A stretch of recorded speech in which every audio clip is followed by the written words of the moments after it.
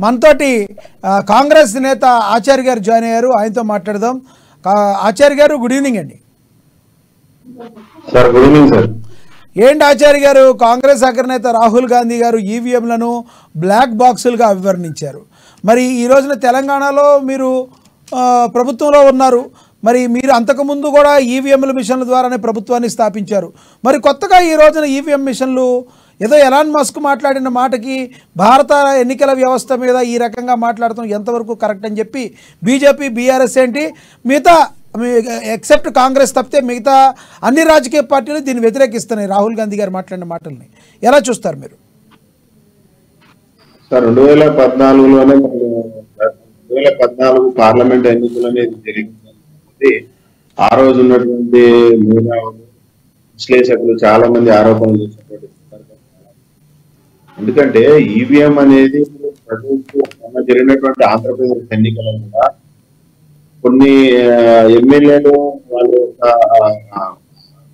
అభ్యంతరాన్ని చేసినప్పుడు వీవీప్యాట్స్ కి EVM machine లో వచ్చిన రిజల్ట్ కి దాదాపు 300 ఓట్ల తేడాని ఆంధ్రప్రదేశ్ లో కూడా గమనించినటువంటి ఎలక్షన్.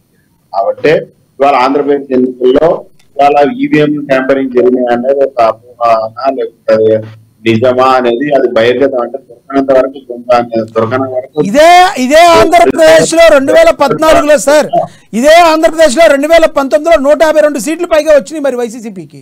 అంటే వాళ్ళకు వచ్చినప్పుడేమో ఈవీఎంల మిషన్లు కరెక్ట్ గా పనిచేస్తున్నాయి, ఆపోజిట్ వాళ్ళకి ఇంకో 4-5 సీట్లు ఎక్కువ వస్తే ఈవీఎం మిషన్ లో తేడాలు వచ్చినాయి అంటూ ఎంతవరకు కరెక్ట్ అంటారు? సార్ ఒకటి మాత్రం వాస్తవము, నరేంద్ర మోడీ ప్రభుత్వం వచ్చినాక ఎలక్షన్ కమిషన్ గానీ ఎలక్షన్ మేనేజ్మెంట్ చేయడం వాళ్ళకి అలవాటు అయిపోయింది. నేను ఒకటే ప్రశ్న వాళ్ళకి అడగదలుచుకున్నా. 400 మీరు ముందే ఎందుకు మాట్లాడుతూ దేశ ప్రజలకు తెలుసు. ఎందుకంటే మీరు ఏం చేస్తారు మరి రాలేదు కదా సార్. ఆచార్య గారు వాళ్ళు 400 వస్తాయని చెప్పారు. కాదు ఒక్క మాట మీరు అన్నదే ఏం లేదు, మీరే మాట్లాడండి. 400 వరకు వస్తాయని ఎక్స్పెక్ట్ చేశారు. అసలు వాళ్ళు ప్రభుత్వాన్ని డైరెక్ట్ గా స్థాపించలేకపోయారు. మిత్రపక్షాలందరితో కలిపి ప్రభుత్వాన్ని స్థాపించాల్సిన పరిస్థితికి వచ్చారు. మరి ఏకంగా బాలరాముడి విగ్రహ ప్రతిష్టాపన ఎక్కడైతే జరిగిందో అయోధ్య, అక్కడే బీజేపీ పార్టీ ఓడిపోయింది. మీ పార్టీ వాళ్ళతో కానీ ప్రతిపక్షాలన్నిటితో కానీ చివాట్లు తింటున్నారు ఈ రోజున. మరి ఇలాంటి సిచ్యువేషన్లో మరి హ్యాక్ అయిందని మాట్లాడటంలో, ఎన్నికల కమిషన్ సరిగ్గా బీజేపీ గుప్పిట్లో ఉందని మాట్లాడటంలో అర్థం ఉందంటారా? 100% ఉంది సార్.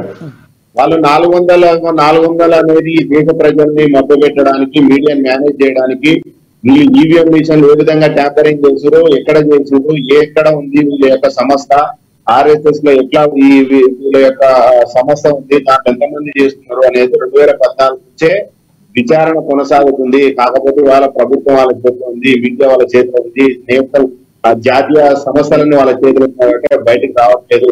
వాళ్ళ కేసీఆర్ అధికారంలో 10 ఏళ్ళు ఉన్నప్పుడు ఏమీ జరగలేదు. ఎందుకంటే రాష్ట్ర ప్రజలకు అంతా మొత్తం అలోవైకుంఠం ఇచ్చిండు. దాని తర్వాత ఏం జరిగింది అన్న సంగతి రాష్ట్ర ప్రజలు తెలుసుకున్నారు. కాబట్టి అలా పార్లమెంట్ ఎన్నికల చేసింది. కాబట్టి మరి తెలంగాణలో ఎందుకు చేయలేదు సార్? తెలంగాణలో మీ ప్రభుత్వం కాకుండా బీజేపీ అదే రకంగా చేసుకుంటే ఎక్కువ సీట్లు వచ్చాయి బీజేపీకి. తెలంగాణలో కాంగ్రెస్ కి ఎందుకు ఇచ్చారు మరి? సార్ ఒకటి మాత్రం వాస్తవము, ఆ రోజు సర్వేల ప్రకారం ఆ రోజు ప్రజల్లో ఉన్నటువంటి ప్రభుత్వాన్ని మార్చాలి, అవినీతి ప్రభుత్వం ఇవాళ దోచుకొని దాచుకొని రాష్ట్రాన్ని అప్పులపాలు చేసింది. ఆ భావోద్వేగంలో ఉన్నప్పుడు ఒకటే సింపుల్ చెప్తాను సార్, ఇక్కడ వస్తది అన్నప్పుడు చేస్తే దాన్ని ప్రజలు నమ్ముతారు. రాదు అన్న చోట చేసినప్పుడు 100% ఈ దేశంలో ఉన్నటువంటి అన్ని రాజకీయ పార్టీలకు అందరూ తీసుకొచ్చేందుకు అనుమానం వస్తుంది. ఎక్కడైతే మనకు వస్తుంది అనుకున్నప్పుడు నువ్వు 5 వచ్చా కాడ 15 వచ్చినా కూడా ఏం ప్రాబ్లం లేదు.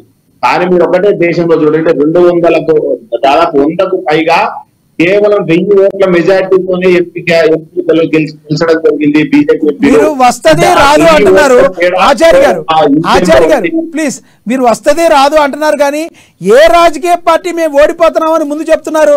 ప్రతి రాజకీయ పార్టీ లాస్ట్ వరకు మేమే గెలుస్తున్నామని చెప్తున్నారు. అప్పుడు వస్తది రాదు అనేది ఎలా తెలుస్తుంది? ఎగ్జిట్ పోల్స్ కూడా అన్ని కరెక్ట్ అయ్యే ఛాన్సులు లేవు ఈ రోజుల్లో.